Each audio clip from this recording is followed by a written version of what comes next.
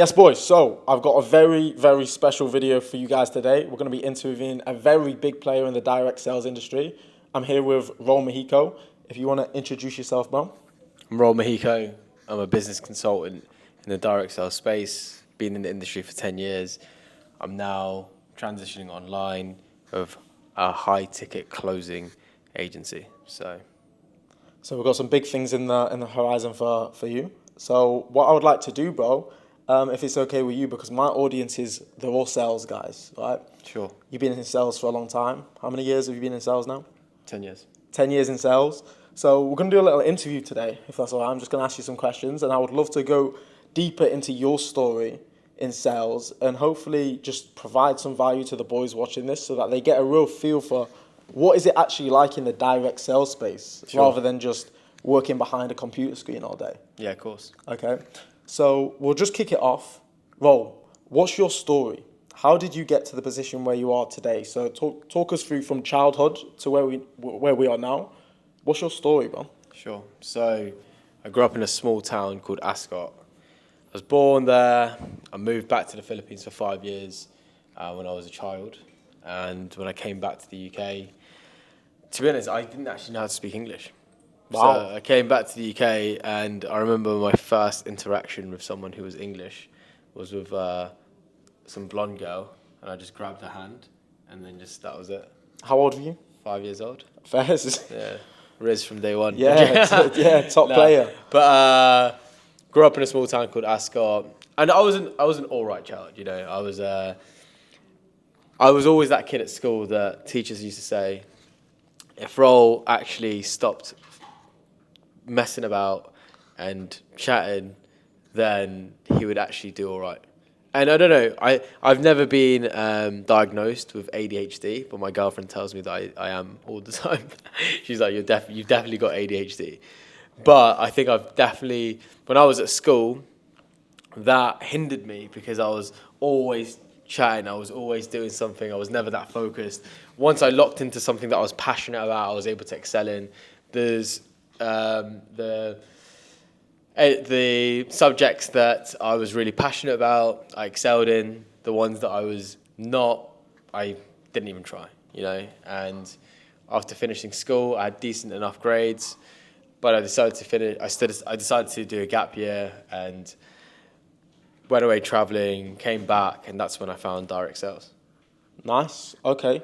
So talk us through what introduced you into the direct sales space then? How did you get into it? So I was really into art at school. Anything that was practical, I was really into. I loved drawing, I was super creative. And it was funny actually, the sales company that I started in Reading, didn't actually advertise as a sales company. They advertised as a marketing company.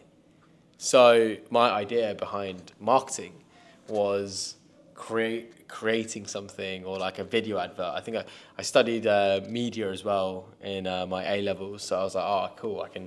They must have seen my portfolio online. They must have hollered at me because they've seen how creative I am.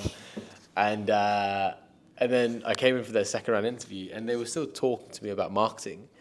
Didn't say anything about in-person sales. And I ended up going on 2 second round interviews. So I went on one and doing door to door. I did one doing pop-up event sales. And I was keen for both, to be honest. I was super open-minded.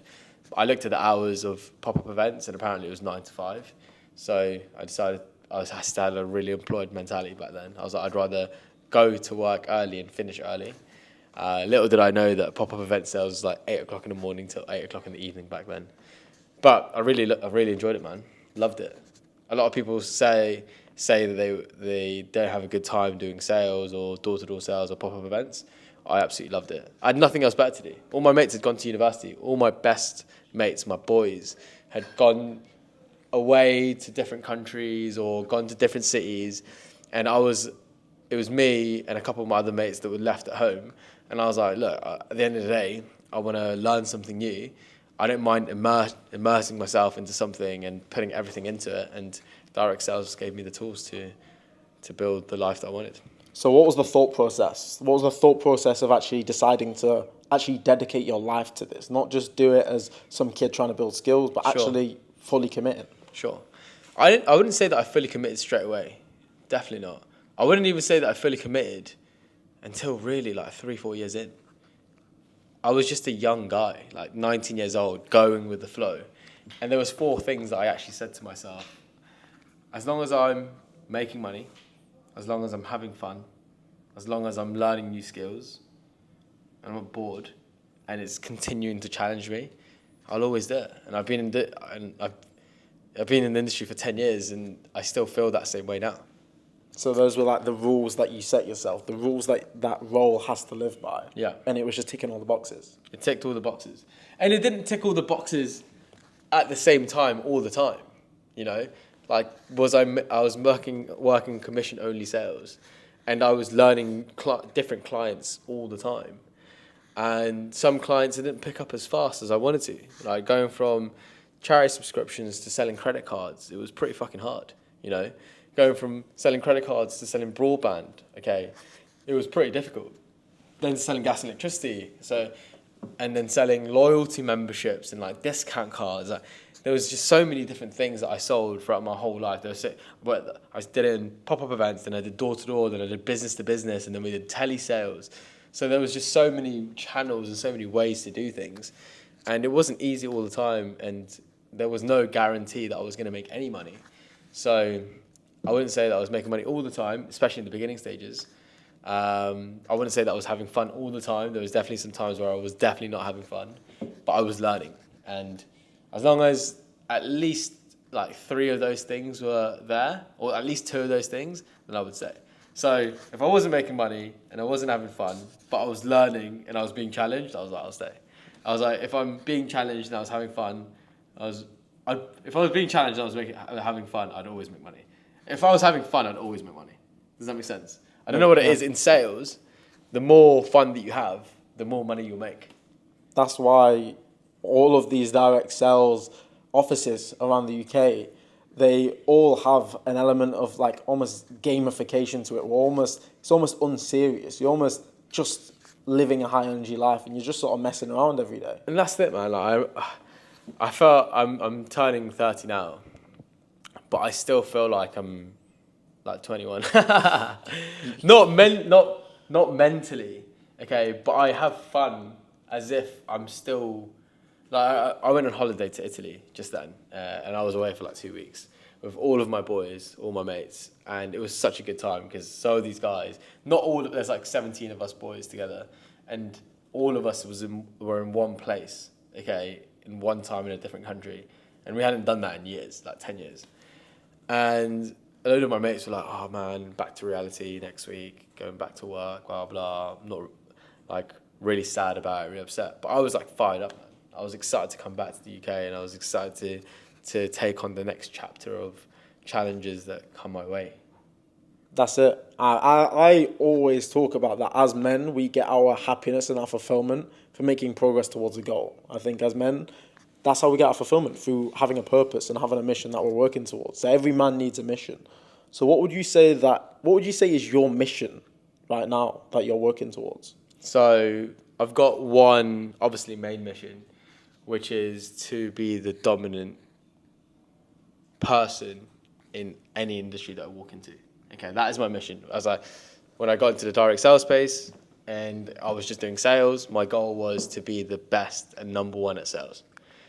And then once I achieved that, I was like, okay, well, I want to be the best at training people in this space. And then once I started to see that people were getting good around me, I was like, okay, well, I want to be the best at like recruiting the best talent. Okay. And then I was like, okay, I want to be known as the best at public speaking, or the best at managing a team, or the best at managing locations, or best at opening markets. Okay. The fastest growing. Cool. Who's the person that's making the most money in this space? Obviously, it's still small scale. I believe that direct sales is still small scale. We make good money. We make better money than the average person. However, and there's definitely way more money out there. But whatever chapter or whatever mission that I go on, or whatever industry that I walk into, I want to go in and be the pace setter, you know. And now, as you know, I'm obviously transitioning into the online space, and I know a couple dons across the UK that are killing it, okay, in the online space with regards to agencies, marketing and selling courses with regards to high ticket sales. Again, the only way that I've ever known how to lead people and train people is just to be the A player first. So I'm tapping into the high ticket closing space. Obviously, got a couple offers in the line. I'm going to choose the best one that I believe has the same sort of vision as me and mission as me. And then as soon as I go into that my only goal is to break their records and help them grow their business. And then eventually build sales teams for that. So what was the inspiration? What was the inspiration behind deciding that you actually want to pivot and you actually want to start to get into the online space then? Sure. I mean, I was a killer in door-to-door. I was a killer in pop-up events. I was a killer in B2B. I was a killer in telesales. The online space is an untapped market for me. And people don't know me in that market either, you know. And in the in-person space, people know me already. I'm not saying everyone knows me, but I'm saying if you ask anyone in the UK, have you heard of this guy? There's going to be more positives than negatives, 100%. And I want to create that exact same mentality with regards to the online space. I've never, ever, ever not been a high roller. I've never not been part of the number one office. Okay, and if I apply that same action or mentality online, how can you lose, really? I've been in a couple of sales calls, man, and I've also done a lot of door-to-door and business-to-business sales. Come on. Yeah. Jimmy. Genuinely, that in the online space, there's a lot of part-time savages in the market, and obviously the results that you get in sales is your performance times your activity, but most importantly of all, times your mindset squared, because that's the most important one. You've proved that with your mindset, you can get into any sector of sales because you've done it time and time and time again. You can go into the market and dominate it. You can learn it. You can become an expert at it, and then you can build an empire around that. You can train your team. And in high-ticket sales, there's a lot of part-time savages out there. Because it's a job where it's like, I'm doing it from the comfort of your own home. There's a lot of part-time savages in the market. So you've been through a lot of setbacks in your sales career, a lot of hard times, like you mentioned, but you pushed through all of those, and that's what's made you the killer that you are today. So what would you say is the biggest setback that you've actually ever experienced in your sales career? Sure. So there's three massive setbacks that I can think about. The first one was when I was doing the sales, okay, and I had to change from selling a product that I was super comfortable in. Salespeople hate change. You know that? No, I've not identified that. Salespeople hate change. Once they identify and realize they're really good at one thing, okay, especially in in-person sales, having to change and learn something new. And have you ever read the book Who Moved My Cheese? No. You should read it, bro. Okay, I'll buy it today. And it talks about, it's the easiest book to read. I think it's like 23 pages. You can read it in an hour. Say that. Okay. I think, is it 23 pages? I don't know what it is, but it's very short, and I'm pretty sure I read it in an hour. And it talks about being able to adapt in environments, right? And being able to, how the best mentality in approaching change. And in my biggest challenge when I first started in sales was I was a top performer. I was doing really well. I was very confident. I was like, give me any challenge, I'll kill it. And I said, look, in order for me to grow, I need to do something else and learn a new campaign. And I went from selling charities to credit cards. And honestly, man, it was tough. You had to sign up 12 people a day, okay? So you had to convert, cold leads. So they weren't even leads, actually. You had to cold call. Cold call for credit cards? Yeah. So you had to Where was you even getting the leads from? So all you do is it was all in person. So we would stop people on the high street, okay, in the middle of any random place, okay. So we would be in like a market or a supermarket or a shopping centre or a random high street or a town centre, wherever it is. And you'd stop somebody okay, who was out and about shopping, and engage with them, get them to follow you back to your stand, okay, and pitch them on why improving their credit score would be beneficial, give them a solution how to do it using our credit card, close them on the spot, okay, and then get them to jump on a verification phone call, which lasted anywhere between 10 minutes to 45 minutes. Damn. Okay, sometimes it's over an hour, but that's a tough day. But average will be like half an hour phone call. And then after the phone call, you find out whether they could get approved for a credit check to actually be able to get the credit card. And you had to close 12 people a day. 12 people a day to find 3. Wow. And the commission was £18.95 Per sign up. per sign up. So it's £56 a day. Wow. Okay. That's the definition of hard times. That's graft. That was some. We used to all of us in the office. There was about 30 of us in the office. We were so broke because it was all commission only, and I was actually a top performer, and I was doing 3 a day, so £56 a day. I was making like just over £300 a week. Okay? Wow. And I was a top. And you were the top performer. Yeah. I think I remember hitting my PB. I think I did my PB, and it was like 11 sales, and people literally looked at me as like the guy. Yeah. Yeah, it was mad. They're like, how did you do it? Yeah. I was like, I just found people that didn't actually need a credit card, but just knew the importance of having a good credit score, and I knew they would be approved for the card because they had a good credit score, which meant that they were the perfect market. It's interesting that though, because in this online high ticket space, everyone's always talking about sell to pain. Yeah. Because sometimes if someone's got pain, Yeah. they might be more likely to stop and listen, hear you out, Yeah. because they've got a problem that needs solving. Sure. But just because you're selling to pain and just because it might be easier, That doesn't necessarily mean. I'm going to be they're the honest. best. Selling that credit card campaign was the only client, was the only product that I didn't want people to come to me. In any other product that I've sold before, like let's say broadband or gas and electricity, if somebody comes to the stand or somebody opens the door and says, "Oh my God, I was looking online to change my internet. My internet's rubbish." Okay, if you saw that type of customer, like that green light customer, you'd be like, yes, like that's an easy close. If somebody came up to me, at a pop-up event on credit cards and said, "Oh, I was looking for a credit card," that's not the right person. Because if they're looking for a credit card, it probably means they shouldn't get a credit card. Yeah. Does that make sense? Yeah, absolutely. So it was a bit of a juxtaposition, and the reason why was because the market that we were looking for were people that had good credit or fairly good credit that wanted to build up a credit score. Okay, they're the ones that were obviously the least educated, so you have to just educate them on why having a good credit score was good, but also make sure that they were the right person to be able to qualify for a good credit score, so for a credit card. So yeah, it was a bit crazy, man, but it was fun. And once you understand the type of people that would qualify, it's all about just educating and painting a picture as to why using this credit card would benefit them.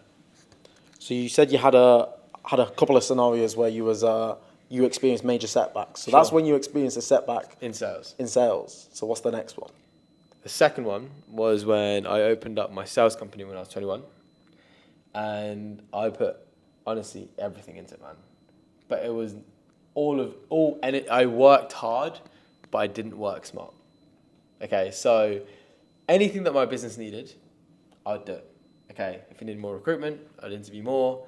If it needed more training to the sales reps, I'd train the sales reps. If I needed to go out in the field and show them how to do the sales, I would do it. If I needed to wake up in the morning at 6:45 and get there to sit down with someone, if I needed to stay there till 12 p.m, I'd do it. And I did it, honestly, 6 days, 7 days a week. I was in the office every day for 2 years straight. No holidays, nothing. No days off. No days off. That's it. All in.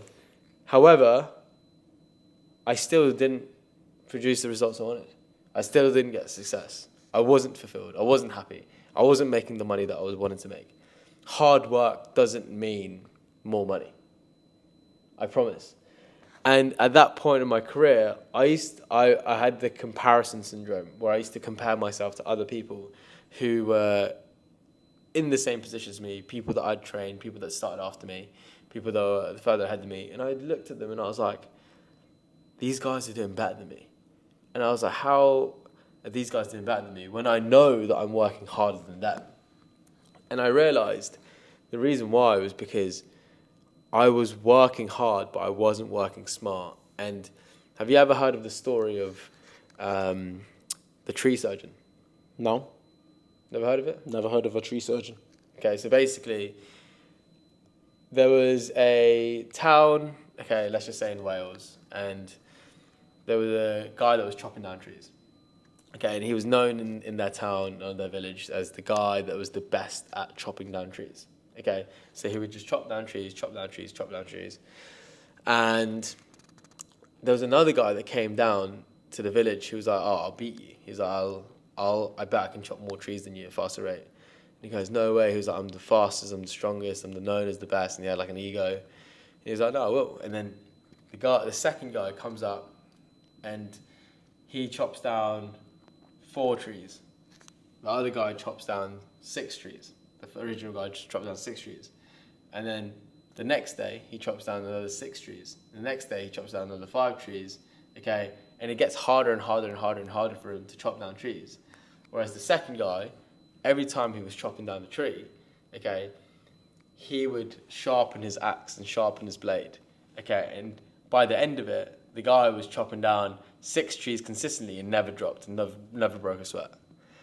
And the way that I looked at myself was I was working hard and I was doing a lot, but I wasn't sharpening my sword.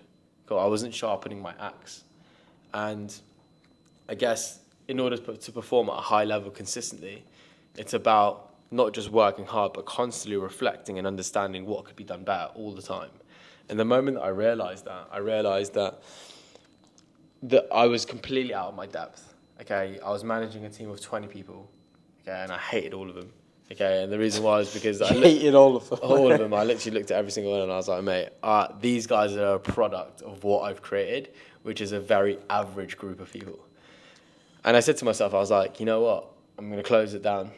I gave them all to another sales officer that was next to me, and then I moved to work with another mentor in a different city. Literally broke up with my missus on the Friday, packed up all my stuff on the Saturday, got a train at 3 a.m. on a Sunday morning, and then I was in the office at 7 o'clock on a Monday morning. Is that when you arrived in Liverpool? Yeah. I see. So what advice would you have for people that are going through a similar situation to that right now, where they're working their arses off, working 7 days a week?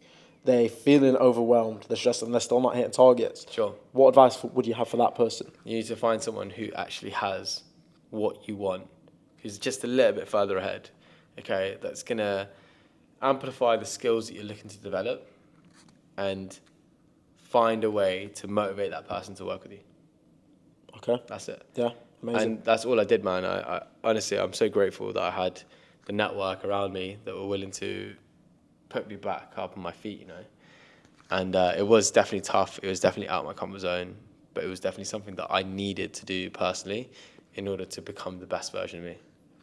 So mentoring is a very important part of becoming success. Every successful person has had a mentor. I've been through over $30,000 worth of sales training, business training.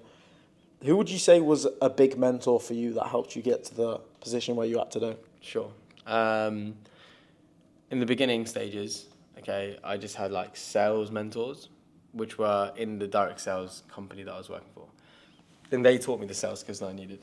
And then when I developed the confidence and the desire to build and open my sales agency, another mentor that I had was a guy called Matt Stewart, and he trained me and showed me the ropes and the right systems to create a direct sales company. Okay, and then when I face planted after opening my business the first time, I had another mentor called Mesh, and he picked me back up on my feet, and he needed help at the same time, and he helped me out, and I was the example in his office, and he was a great mentor. He taught me the conversations and like the finesse, you know, the skill that you needed. And then I progressed into a management position, and I was running offices, and I've got now a couple of the clients that I work with. Okay, I don't know if they want me to name their names. Okay, however, I use them as a huge mentor. You know, they position me in a specific market, or they're like, you should do this. And even like, I pay Jerome for like personal branding. I look at him as a mentor in the online space. I look at you as a mentor in the online space. And Boyan, he's now a mentor in the online space. And there's just a ton of examples around there. And indirectly or directly, people that I've watched in the online space, I would look at as a mentor. Yeah. So, what would you say to the people watching that don't know anyone? They don't know who to choose as their mentor, who to approach. Like, how do you find the right mentor that's aligned with your goals? Sure. It's so easy now with regards to the internet because you can listen to everyone, you know. And if you like the way that somebody explains things, it's not about sometimes it's not even about the biggest amount of results that someone's achieved. Okay, it's whether they're just a little bit ahead of you, okay, in the specific industry that you want to tap into, and you like the way they talk. Like, you can listen.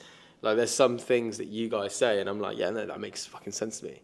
Okay, but then there's some things that I don't understand. But then let's say Boyan explains it, and it's the exact same topic, and that makes sense to me, and I'm like, okay, cool. Like, that's what I need to do. Yeah.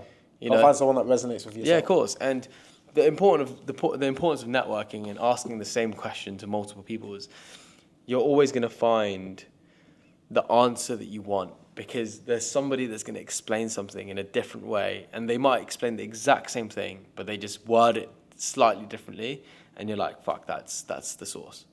Yeah, I hear that 100%. 100%. So, well, we spoke about some of your biggest setbacks in your sales career. What's one particular win, whether it's when you're working in the sales space, whether it's as a director? What's one particular win or one particular project or deal maybe that you're especially proud of in your career? When we first moved to London, I was working with a couple of clients. However, obviously it's all in-person sales, okay, direct sales. And the timing of when we moved to London was actually the same time that the Queen had just passed away. Oh, wow, okay. So I didn't realise it was that recent. yeah, so it was a couple of the clients that I was working with, they didn't want in-person, face-to-face sales going on whilst people were grieving over the Queen. But I just invested like nearly 100 grand to move to London, and I had 17 guys, direct sales guys on commission only, that had just moved to London, and they needed to make money. So I was like, man, what the fuck am I gonna do? And there was no activity for like 2 weeks. So that's 2 weeks of them not making any money.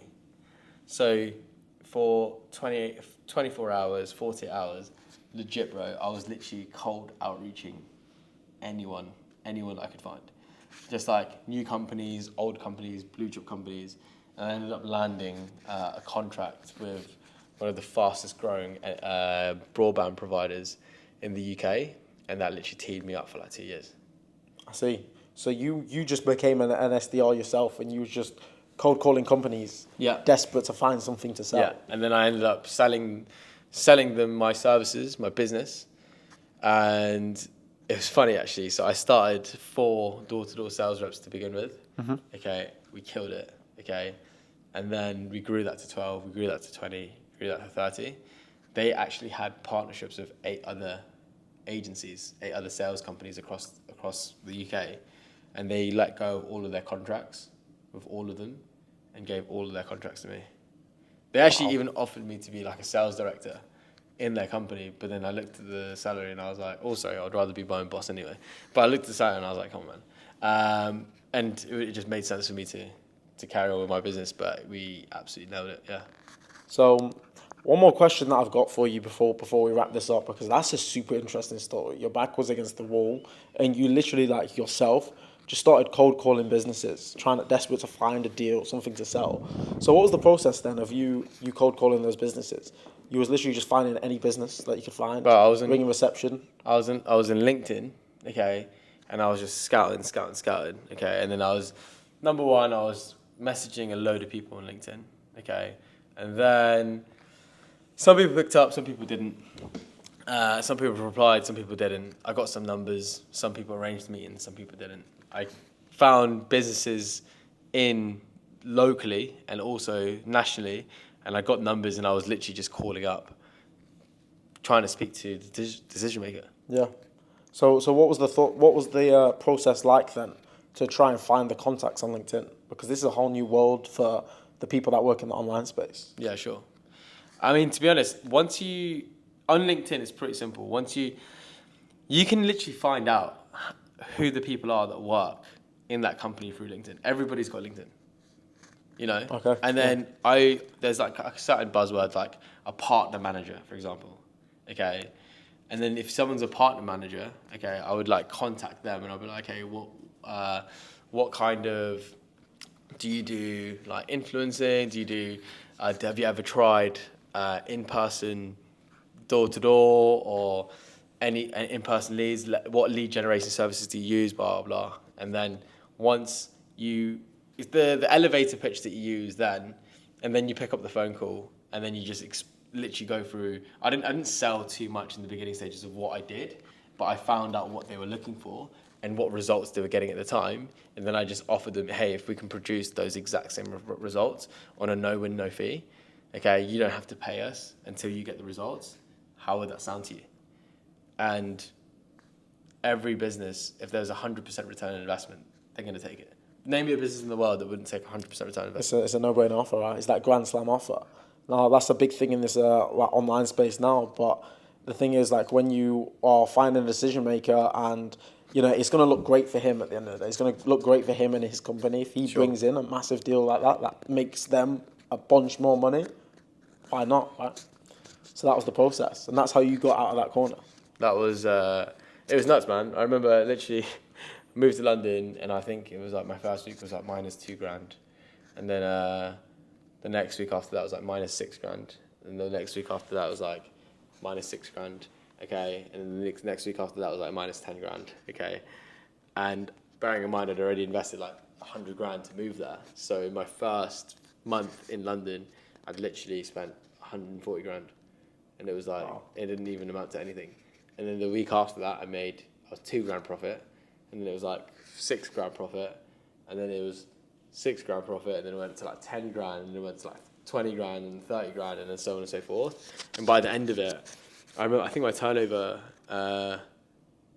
just like 2 weeks before Christmas in 2022, I think it was like $85,000. In 1 month. And everything that I'd made, everything that I spent in my first month in London, okay, I made back, okay, in 2 weeks in December. Wow. So I moved to London in September, and shanked a load of money till like the end of October, and then November I was like starting to break even, and then I however much I spent to move to London, I made back in 2 weeks in December.